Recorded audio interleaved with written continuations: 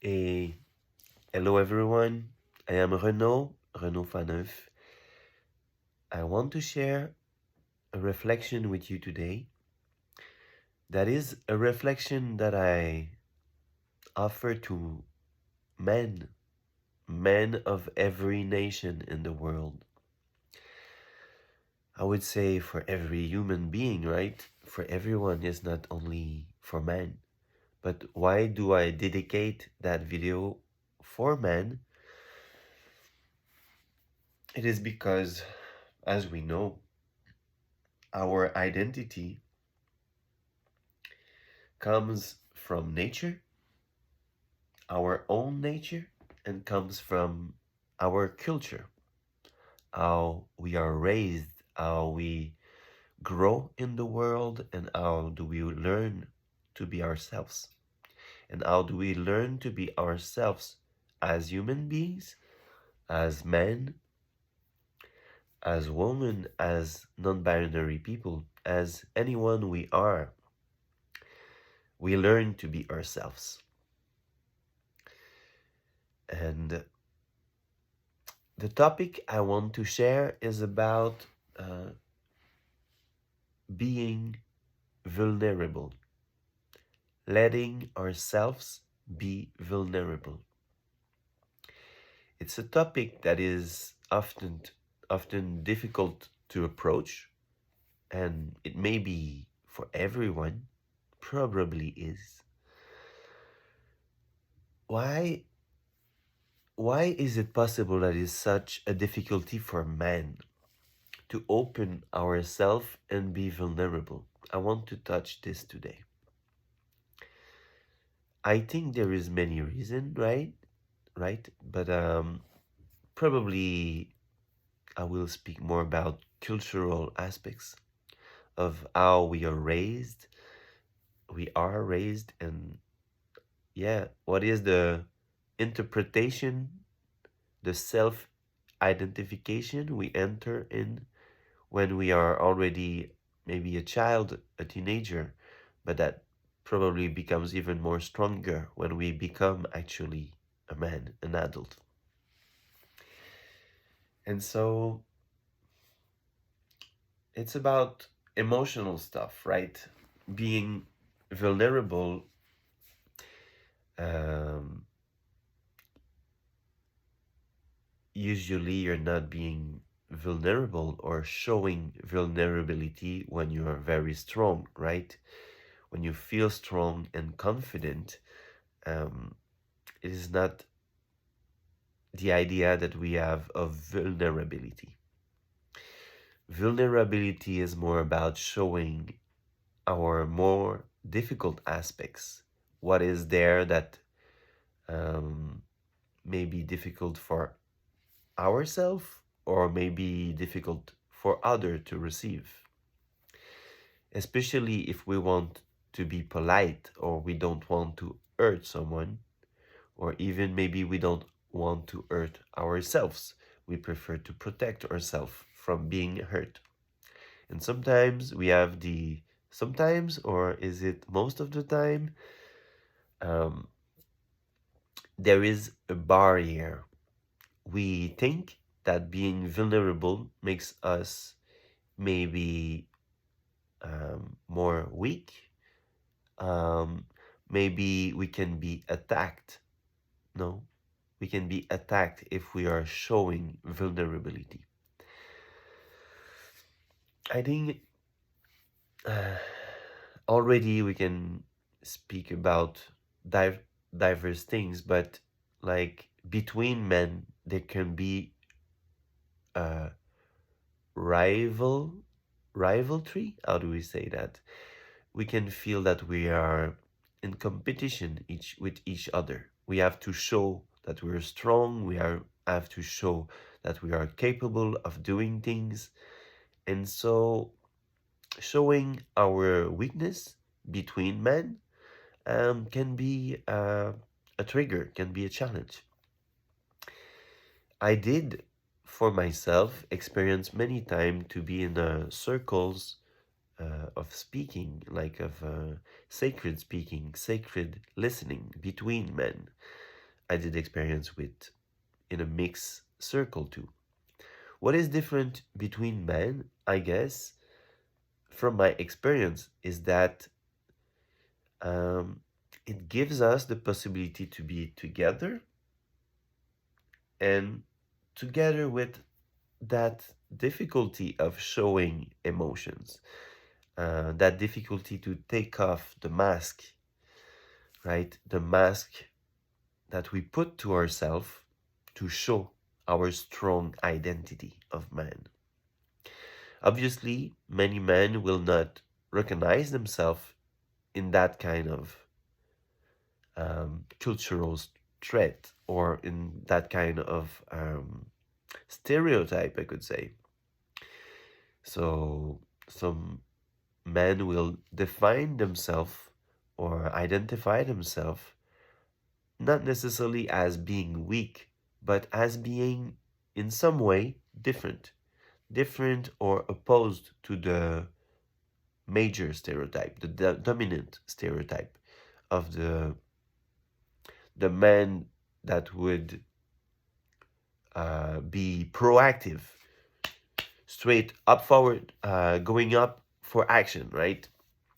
And that may speak loud to impose his voice, to show he's strong and confident. I guess I don't know if we go on the biological side, like the what makes a man, and I'm not talking about his sexual organ. No, it's part of it, right? It's part of it. But there is something about our function, natural function. So part of it is naturally to reproduce. We have our role into reproduce humankind, obviously, but there's more than that, right? And what is the social function? And maybe biological, I advance that, not as a theory, like a maybe, right? But it's something recognized in, I think, in traditional cultures everywhere around the world, but also in modern cultures, the protection, the role of protection. I don't want to go very deep into that, but from my perspective, I observe that not only men as protection, um, protection function, for sure, but for men, it's it is something very big and something that people are waiting on us to show that we are present, that we're strong, and that we can protect protect the family, protect our clan or our big family, and probably protect the land, right? Protect the land. As we know, diverse cultures in the world will grow different kind of men. If I think about white culture, that protector aspect, if we think about environment, has become very, how to say, very contradictive. Like, we want to protect our families, our society. We will go cut some tree to create houses, to create stuff, to live well and to protect ourselves. But we are so much into misbalance with the planet, misequilibrium, that we are cutting all the trees. Therefore, we're no more protecting the land, right? We're no more protecting something bigger than us. We're more like thinking about ourselves, our family, our society, and going more into a exploitative form of approach of protection.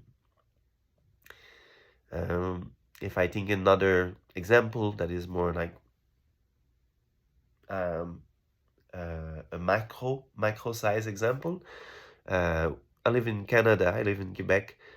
In Canada, there is the tar sands, right? Energy today is a very big issue. Everybody wants energy, but we have become some kind of monsters, especially here in the north. The people that eat consume so much energy. And so, with that example, we want to protect ourselves. Like, energy is important. It's important for all the family, for everyone. We need it to sustain and to have a nice living. But what have we done with the tar sands? We have lost so much water. We have um, deteriorate the quality of water. So much water is a necessity to use so much water to create the tar sands and therefore to use the oil for our needs.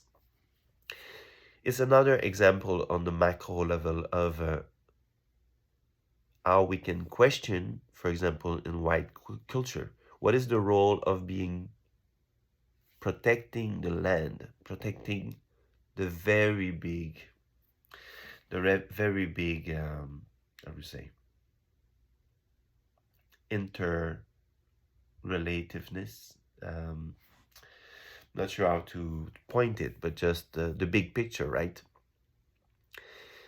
From what I know of my experience of meeting with indigenous people in general, um, especially, I guess I take that from learnings with Stuart Mayo that I could listen to for many, many times, many moments. I heard him speak. Um, he is chief of Gayangeha people for the Wolf clan, traditional clan. I remember Stuart telling us about what is the role of protection, what is the social function of man. And obviously, it's another paradigm, right? Another paradigm than the one I grew up in with in Quebec, Canadian, French Canadian culture. And in this type of um, it's not ideology, but really like this type of cosmovision, I would say, cosmovision and identity, the sense of identity that comes from traditional Mohawk, Gayangeha culture. I could see that there is something very strong, very strong um, in the identity of being a protector, but that as well, in the perspective of a matrilinear culture, the man will put himself at service of something greater than him, which is the motherhood, which is the totality of the livings, right? The totality of the livings, which includes the woman for sure, and that we put the idea that we are serving the woman, the life givers. The man has a role of protection of the woman and of the environment, the motherhood. He has a role of representation of the power that women give to him. He represents everyone in the clan. I was just to enter the question of being vulnerable. I just wanted to show different paradigms of protection because it's something I um, can recognize myself how protection is an important role. And I want to say just a little something about women, non-binary people, people that doesn't identify themselves as men. For sure, they probably think too that they should protect themselves, that they should help each other to protect themselves, that they should help motherhood to protect themselves. So I think it's not something reserved for men, but in cultural and maybe more in traditional culture, um, it's something very strong that somehow we need to recognize and to be grateful for that mission, that part of our social function, that is a social mission. Mm, I want to come back to being vulnerable because it seems that there is a contradiction, a dialectic between being strong and wanting to protect the world, protect the people near us, people protect the society, and being vulnerable, showing if we are afraid, showing if we are sad, if we feel angry, or if we feel shameful. It's something big for men, if, especially if we are raised in some kind of stereotypes. So I just wanted to open discussion. Somehow I'm alone facing my cell phone. It's not a real discussion, right? But it's a discussion I would like to share with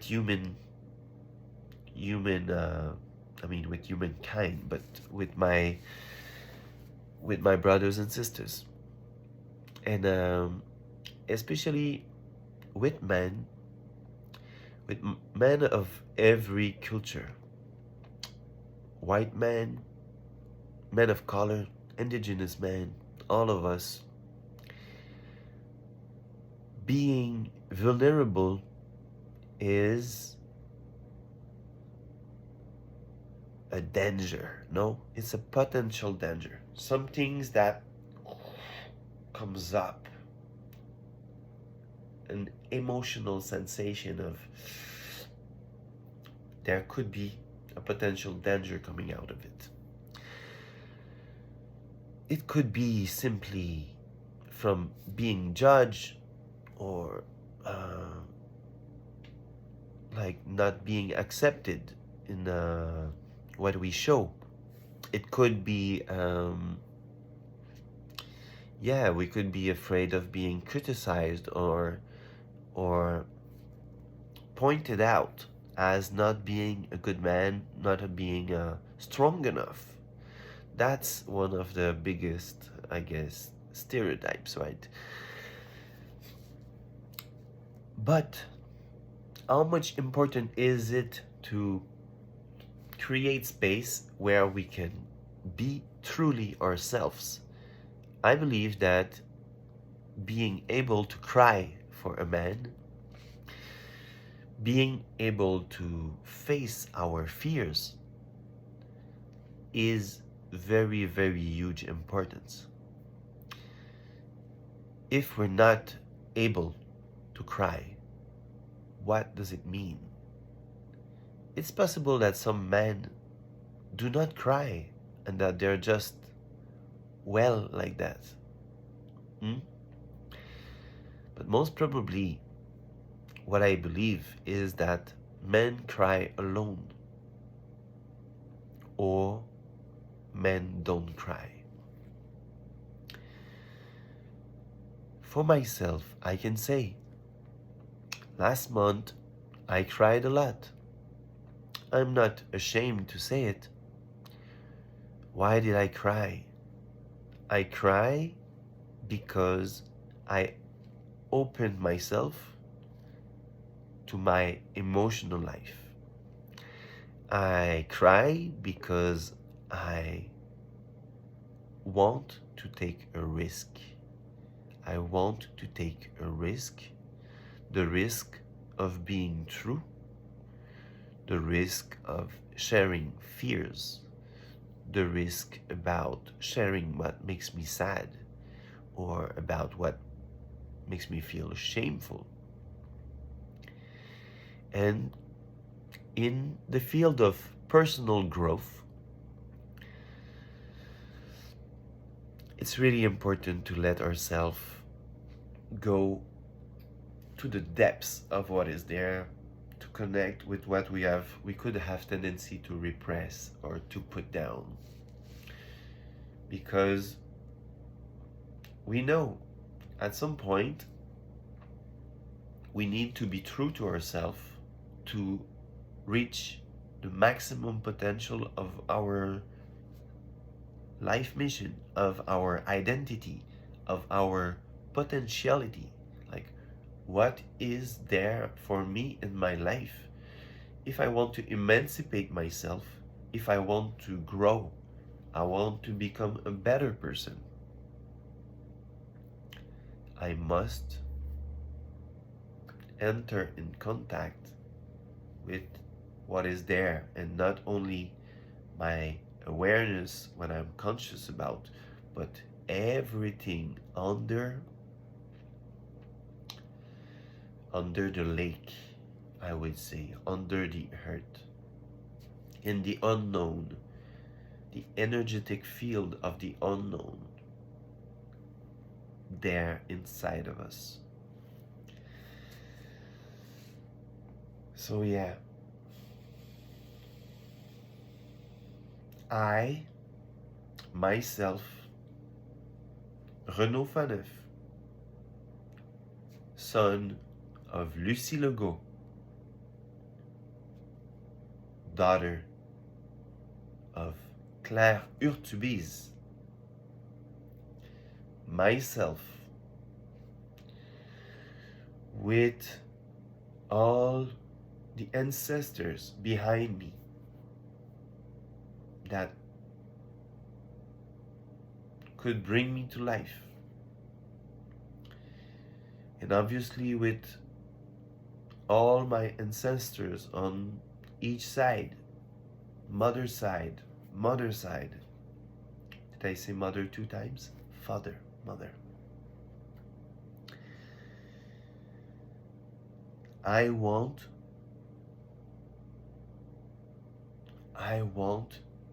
to liberate myself from conditioning, social conditioning. I want to be able to be truly courageous, right? Not to be coward, not to be coward, not to be possessed by my fears. But for that, at some point, I need to observe what is going on inside of me. I need to be able to observe my fears. I need to be able to express my fears with others, with myself. Also, I need to hear about other men. I need to connect with other men. I need to receive information and to understand what is the depth of what other men are going through. And for experiencing men's circles, sacred men's circles, I really do believe that um, that's one of the strongest experience on an emotional level that we can live together as men. And obviously, sharing a circle, a mixed circle with every identities, every gender, everyone in the same circle of sacredness, to listen to each of us and to speak with our heart, with our real authenticity, is a very, very beautiful experience. And in order for man to take place, their role in the world, I think is very very good idea, very, very good practice to sit together and be in silence together in sacredness and be able to listen to each other, being smooth together, being there, present, and being welcoming to the realities of others.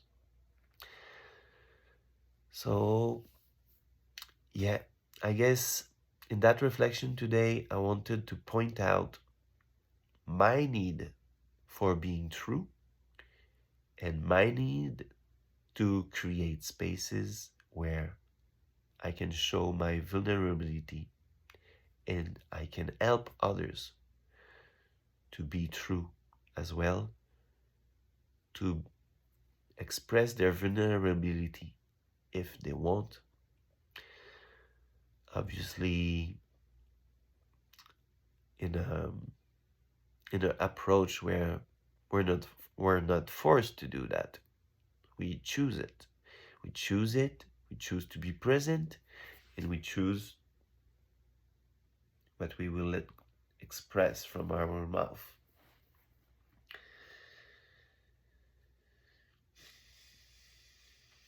I will take a little moment to stop speaking now and just to be with what I said before to end the video.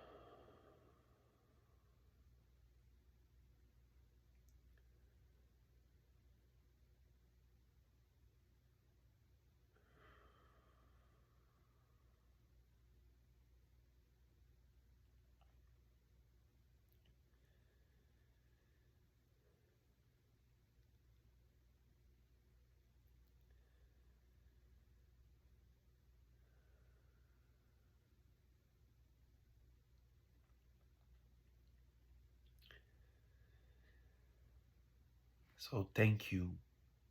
Thank you for the listening, and I hope we can see in person soon, or that each of us we can we can find spaces where we can truly be ourselves and take that risk. Take that risk to show ourselves more truly at our own rhythm.